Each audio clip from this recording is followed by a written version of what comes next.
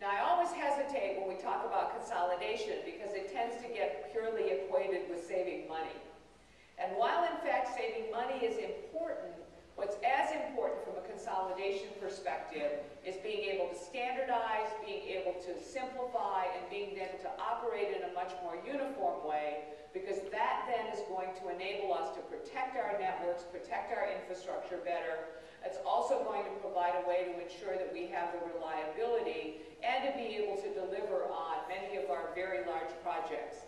So we've started down that effort. We have 5 areas that we are working on. And those areas are going to be extremely important to us going forward. Now let me just talk a little bit about some of those areas from a consolidation perspective, because I think it feeds right into where we're going from a cloud computing perspective. One of the areas around consolidation is data centers.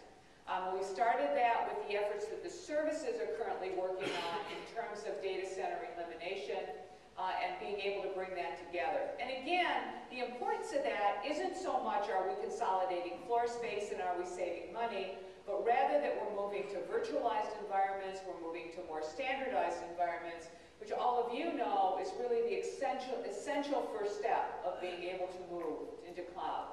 The second area we're focused on is identity management.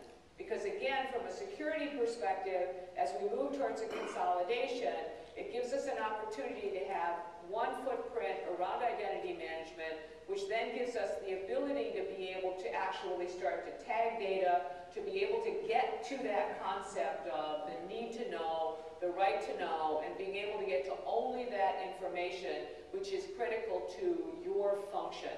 I think as many of you that worked with us know, we have multiple identity management systems today, multiple ways of looking at identity, and what we're trying to do with that is to create a standard way of doing it. With that, we're looking at consolidation of email. Well, why do you look at consolidation of email? Well, in the end, it isn't just a question of email for email's sake, but consolidating and focusing on that as an enterprise gives us a way to start to drive the identity management into the email. It also gives us a way to look at a common operating platform to do a number of things. So those are 3 of the areas, and I think those are very important as we move into the discussion around what are we looking at from a cloud computing perspective. So where we are now, again, is the challenge for us from a cloud computing standpoint is how many clouds, what do those clouds look like, how secure are those clouds, what kind of security do we need to have, and with that, what is our ability to look at a private cloud net focus, what is our ability to actually purchase from a commercial perspective, and where are there actually areas where we might be able to move into the public cloud. And while in fact we talk about security as being the gating factor, and I know you're going to spend a lot of time over the course of the next couple of days talking about what constitutes security, I think we also have to think about what are the commercial implications, if you will, the business implications of moving into the cloud.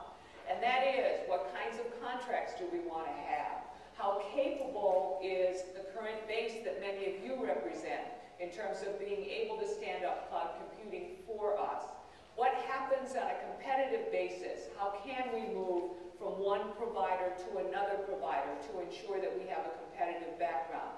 So cloud computing for us has a number of implications in terms of how we employ it and how we do it in a way that fits with our drive to look at an enterprise perspective.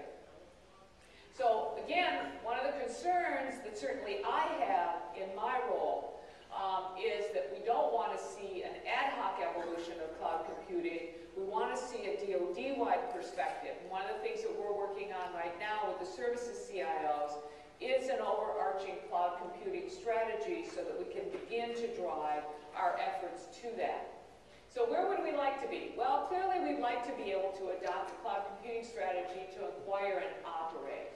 And there are several instances within DoD of success stories. NSA is doing a lot of work in cloud computing, and certainly in the intelligence community there are great opportunities. But again, those are private clouds. They are inside our world, and so therefore those are great opportunities for us to look at the kinds of requirements that we have and then be able to think more broadly into how we would cooperate with all of you moving forward. So how are we going to get there? Well, clearly from a size perspective, the first thing we've got to do is to get a strategy in place that really looks at how are we going to govern this? How are we going to procure it? How are we going to make sure that as we move to cloud computing, it's sustainable? To do that, we have to really look at what we are going to have from an architecture standpoint, where we're going to standardize, and what are the kinds of platforms that we want to have, and ensure that we have architecture control. Now, people get really nervous about that, because they come and they say, well, if you do things one way, it can't be secure, because you're going to have single points of failure, you're going to have single points of vulnerability. Well, I've been at DoD long enough to know we are never going to do anything